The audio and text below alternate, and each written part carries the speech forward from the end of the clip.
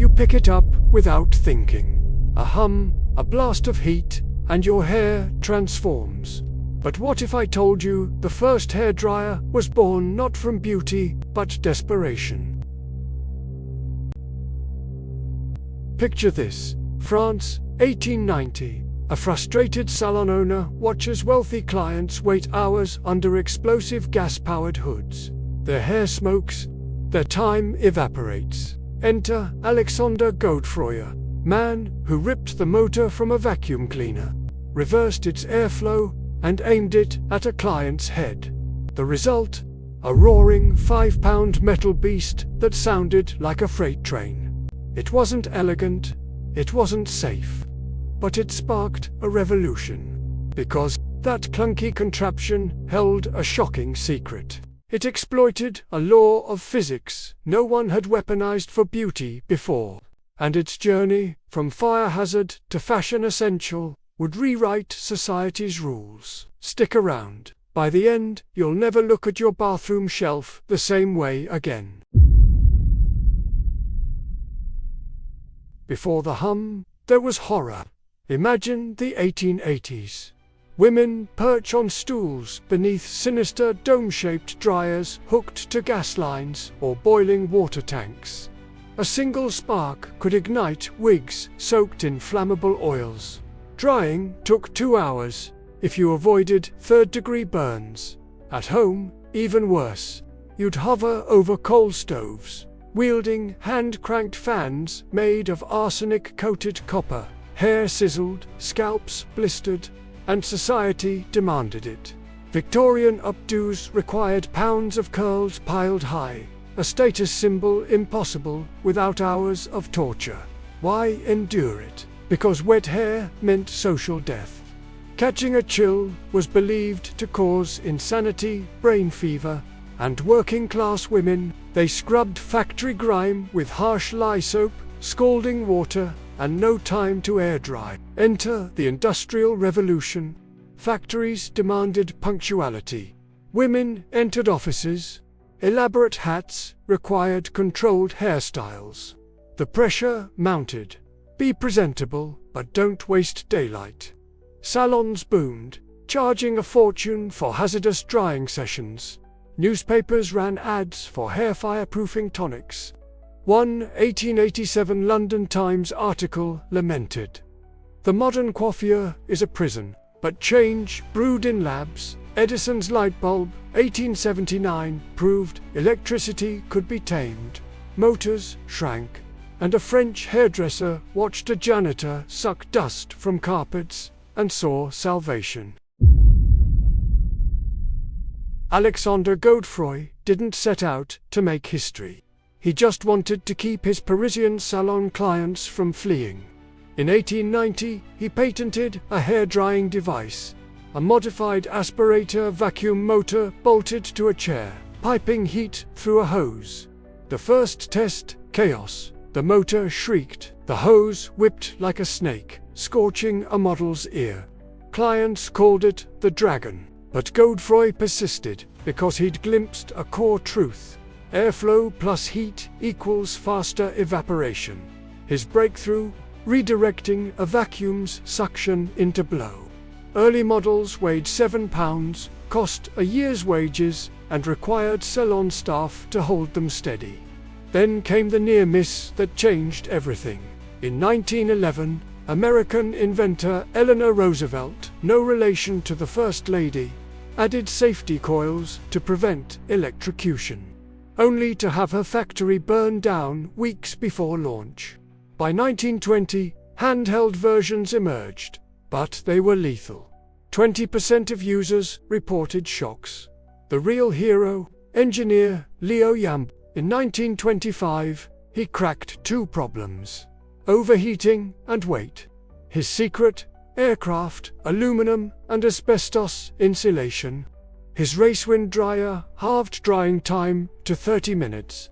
But here's the twist. Jambor almost quit after his prototype melted. His lab notes scream frustration. Heat wins always. Until he stole a trick from toaster coils, spiraled wiring that dispersed heat. The result? A $15 marvel that flew off shelves. By 1927, Sears sold 10,000 units monthly. Yet no one predicted the storm brewing. Women would soon demand these machines in every home. The 1920s roared, and so did hairdryers. Flapper bobs needed sleekness fast. Salons installed drying stations with chrome hoods, turning rituals into social events. But home use, that required a revolution.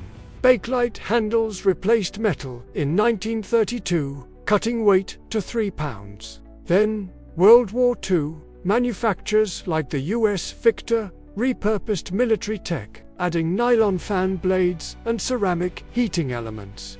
By 1950, 60% of US homes owned one. But the true game changer, the bonnet. In 1951, French stylist Jean Marly stuck a dryer inside a pink plastic helmet. Women sipped coffee while rollers heated. Sales exploded. 10 million sold by 1960. Salons panicked. Home styling meant lost revenue. They fought back with professional-only 2,000-watt models, birthing the salon versus home divide. Then came the pop culture quake. Marilyn Monroe's windswept blonde hair in The 7-Year Itch, 1955. A high-watt dryer off camera. The Beatles' mop tops, achieved with hood dryers. By 1969, astronauts' wives famously dried hair in zero-gravity simulators. Innovations cascaded. Adjustable heat settings, 1965. Foldable handles, 1973. Ionic technology to fight frizz, 1980s. Japan's Panasonic even added tourism modes. Dual voltage for globetrotters. Yet, beneath the glamour lay a darker shift. Beauty standards tightened. Ads screamed, "Don't be caught wet." Divorce cases cited hair neglect as evidence of instability. The dryer wasn't just a tool, it was a societal obligation. The hairdryer promised freedom. Instead, it forged chains. Positives first. Women gained hours. A 1955 study showed home dryers saved 15 million collective hours weekly, time channeled into jobs, education, activism. The beauty industry ballooned to $3 billion by 1970. But backlash brewed. Dermatologists linked high heat to scalp lesions. Environmentalists winced as US dryers consumed 1% of household electricity, equal to 10 coal plants. Then came the body image quake. Salons used dryers to create ideal volume. Straight hair for executives, curls for homemakers.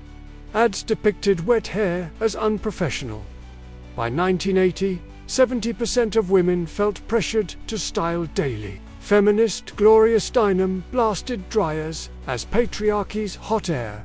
But the darkest twist, regulation wars. In 1974, the US mandated safety shutoffs. After 300 electrocutions, manufacturers howled.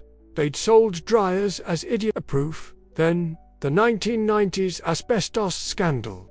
Vintage hoods were lined with cancer-causing fibers. Yet, the device adapted. Ceramic coatings reduced damage. Eco-models cut energy use by 50%. And a cultural U-turn emerged. Natural hair movements reclaimed air drying. Men's grooming, think blow-dried beards, turned the tool gender-neutral. Even prisons reported dryer smuggling. Inmates styled hair for court appearances. The hairdryer, once a luxury, became a lens for inequality, innovation, and identity. Today's hairdryer is a microchip-packed marvel. Tourmaline gems emit infrared heat. Smart sensors adjust to humidity. Yet, its DNA remains Godefroy's vacuum motor, a testament to iterative genius. We buy 20 million yearly, fueling a $20 billion industry. But beyond statistics, its legacy is philosophical. This tool taught us that convenience reshapes culture. The 15 minutes saved daily birthed multitasking. The salon's decline sparked at-home entrepreneurship. Think Instagram stylists. Even failures paved the way. Early electrocutions led to GFCI outlets in bathrooms. At its core, the dryer's saga reveals innovation's paradox. We solve one problem, wet hair, only to create new ones. Energy, waste, beauty, anxiety. Yet, we adapt. NASA now studies dryer airflow for Mars, habitat, ventilation. Burn survivors use low heat settings for scalp therapy. The hairdryer whispers, every object is a frozen moment of human struggle and triumph. This story teaches us that brilliance blooms in frustration. Godefroy saw a vacuum and imagined liberation. So next time you face a problem, big or mundane, ask, what can I repurpose? What hidden physics can I exploit? Your vacuum moment awaits. Now, we want your stories. What everyday object's origin shocks you most? How has the hairdryer reshaped your routine? Comment below, we read every reply. If this hidden history moved you, smash that like button. It tells YouTube to share more mysteries. Subscribe and hit the bell. Next week, we dissect the microwave's wartime secrets. Stay curious.